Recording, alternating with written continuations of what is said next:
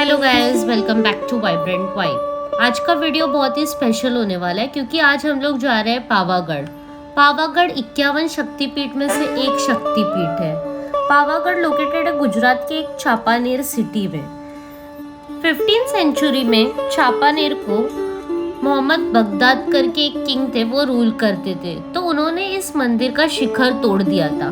फिर 500 साल तक ये मंदिर के शिखर पर कोई ध्वजा नहीं लहराई थी, लेकिन 500 साल बाद हमारे प्राइम मिनिस्टर नरेंद्र मोदी जी ने इस मंदिर का फिर से निर्माण किया और 500 साल बाद फिर इसके शिखर पर ध्वजा लहराई।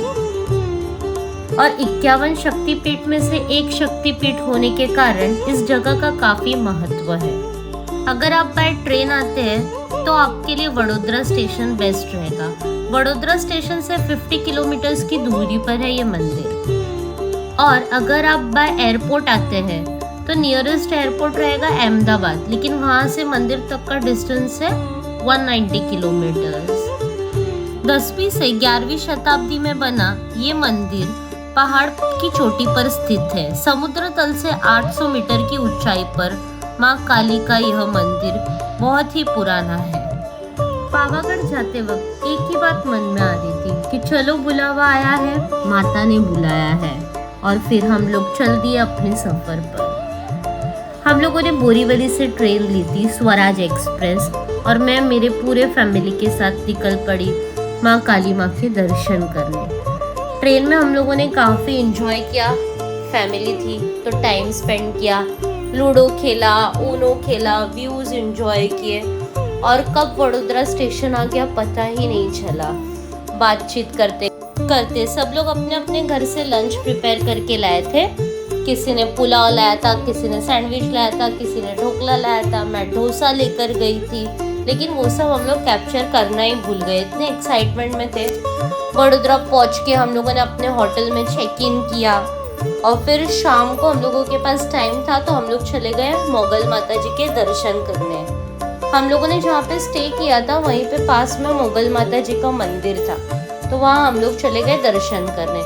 तो जब मैं व्लॉग शूट नहीं करती थी उसके पहले मैं एक बार कच्छ गई थी, तो कच्छ में भी मुगल माता जी का मेन मंदिर है, तो वहीं से प्रेरित होके ये लोगों ने भी सेम वैसा ही मंदिर निर्माण किया है जैसा कच्छ में। यहाँ पे ये जो फोटोज देख रहे हो, तो यहाँ पे ना मान्यता होती है, मतलब जिनको भी कंसीव करने में प्रॉब्लम होता है या जिनके भी बच्चे नहीं होते तो माता जी से मन्नत मांगते, और मन्नत मांगने के बाद जब बच्चे हो जाते हैं तो देखिए उनकी तस्वीर यहाँ पे लगी रहती है। सेम कच्छ में भी मैंने सेम चीज़ देखा था। तो हम लोग गए, हम लोगों ने भजन किया, 1-2 आरती गाई, और इस तरह से हम लोगों ने उस दिन का शाम स्पेंड किया। नेक्स्ट डे तो हम लोगों को पावागढ़ जाना ही था, तो उस दिन हम लोगों ने मुगल माँ का दर्शन किया। ये जो क्यूट सा बच्चा है ना, वहाँ पता नहीं कैसे अचानक से आ गया और पंडित जी से प्रसाद ले लेके हम लोगों को सबको देने लगा। बहुत अच्छा लगा हम लोगों को और काफ़ी इमोशनल मोमेंट था। देखिए कितना हैप्पी गो जॉली बाबू है, इसने सबके दिल में जगह बना ली थी। और हम लोगों ने इसके साथ भी इतना टाइम स्पेंड किया ना, हम लोगों को वहाँ से छोड़ के आने का मन ही नहीं कर रहा था इसको, लेकिन क्या कर सकते हैं, अभी लाइफ टाइम तो नहीं रह सकते। तो वहाँ से हम लोग फिर चले गए होटल गए, रात का डिनर किया, और फिर हम लोग सोने ही वाले थे लेकिन सोए नहीं। उस रात हम लोगों ने रील्स बनाया, अंताक्षरी खेला, काफ़ी इंजॉय किया। और फिर नेक्स्ट डे मॉर्निंग में हम लोग 3 बजे उठे, रेडी हुए, और 4 बजे हम लोग निकल गए पावागढ़ के लिए। तो यही हम लोग सब लोग एडजस्ट हो रहे थे गाड़ी में।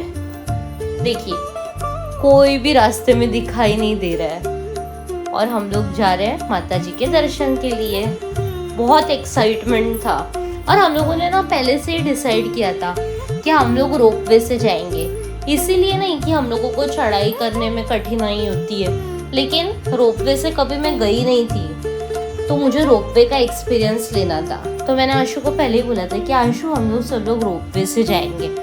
सो एवरीवन वाज रेडी कि हाँ हम लोग रोपवे से जाते हैं। यहाँ का व्यूज़ देखिए, जब हम लोग होटल से निकले थे तो कितना अंधेरा था ना, और देखिए सुबह हो गई, लेकिन फिर भी काफी खाली है रोड, इतना रश नहीं है। और मंदिर के पास जाते ही हम लोगों को पता चला कि बहुत रश है।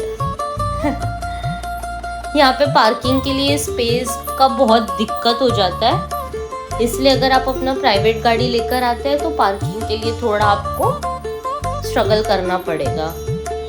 तो मैं आप लोगों को बता रही थी ना कि हम लोगों ने पहले से डिसाइड किया था कि हम लोग रोपवे से जाएंगे, लेकिन नहीं, अभी यहाँ पे कहानी में ट्विस्ट है। जैसे ही हम लोग वहाँ पे पहुंचे वैसे ही अनाउंस हुआ कि तेज हवा की गति के कारण आज रोपवे बंद है, और कब शुरू होगा इसका भी कोई गारंटी नहीं है। तो हम लोगों ने सोचा कि चलो, माता जी अगर चाहती है कि हम लोग चल के मंदिर तक पहुंचे तो ठीक है।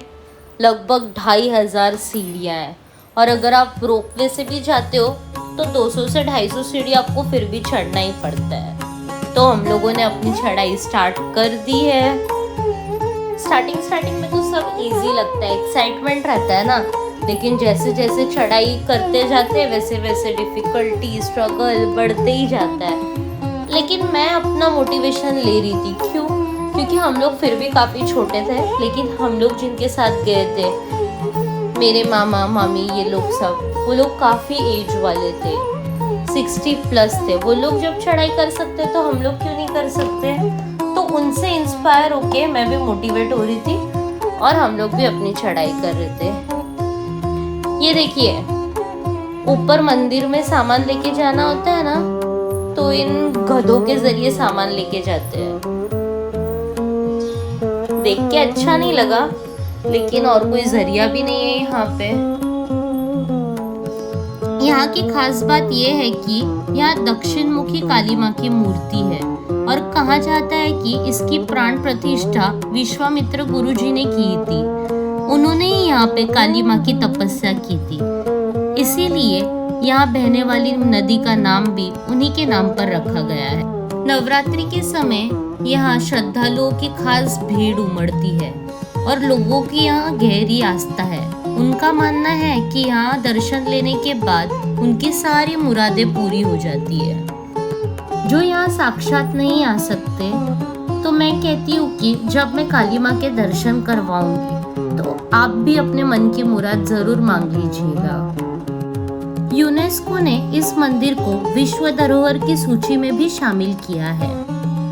जिनको नहीं पता कि शक्तिपीठ क्या होता है, उनको मैं शॉर्ट में बताती हूँ। शक्तिपीठ उन पूजा स्थलों में से है जहाँ माता सती के अंग गिरे थे।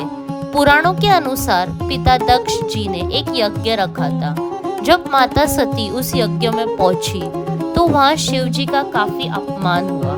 वो अपमान माता सती बर्दाश्त नहीं कर पाई और उन्होंने अपने योग बल से अपने प्राण त्याग दिए।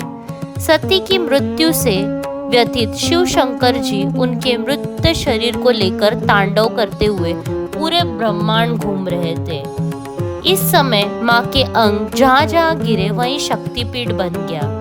माना जाता है कि पावागढ़ में माँ के दाहिने पैर की उंगली गिरी थी, इसीलिए इस स्थान का नाम पावागढ़। हम लोग कहीं भी जाते ना घूमने, फिर आने के बाद वीडियो एडिट करना, रिकॉर्ड करना, इसमें थोड़ा समय चला जाता है। क्योंकि मैंने पहले भी आपको बताया था कि मैं और मेरे हस्बैंड दोनों भी वर्किंग है। तो हम लोग पावागढ़ जिनके साथ गए थे ना, तो वो मेरे नेबर्स थे पहले, जहाँ पे मैं बचपन में रहती थी। लेकिन हमारा एकदम फैमिली जैसा ही रिलेशनशिप था। तो वीडियो में आपने देखा रहेगा स्टार्ट में ट्रेन वाले क्लिप में कि वहाँ पे मामा मेरे बैठे हुए थे।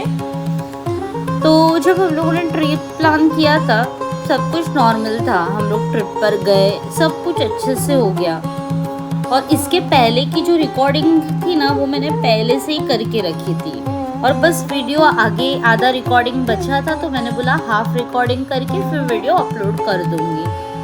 लेकिन उसके बाद क्या हो गया ना कि जो मेरे मामा हैं, उनकी अनसर्टन डेथ हो गई। उनको हार्ट अटैक आ गया पावागढ़ से आने के कुछ दिनों बाद ही। तो इसके बाद ना अभी मैं आगे का वीडियो रिकॉर्ड नहीं कर पाऊंगी, और हम लोगों ने कभी एक्सपेक्ट भी नहीं किया था कि ऐसा हो जाएगा, क्योंकि उन्होंने हमारे साथ बहुत अच्छे से टाइम स्पेंड किया, इतना पावागढ़ की चढ़ाई की, एकदम नॉर्मल थे। और फिर अचानक से ऐसा हो गया तो हम लोगों को भी काफ़ी शॉकिंग लगा। तो इसलिए इसके बाद वाला रिकॉर्डिंग तो मेरे से तो नहीं हो पाएगा। ये वीडियो हमेशा मेरे लिए बहुत स्पेशल रहेगा, क्योंकि ये मेरा लास्ट ट्रिप था उनके साथ। ये देखिए जो हाथ दिखा रहे हैं ना, वही मेरे मामा थे।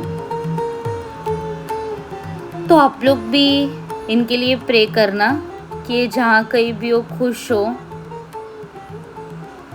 और बस, थैंक यू।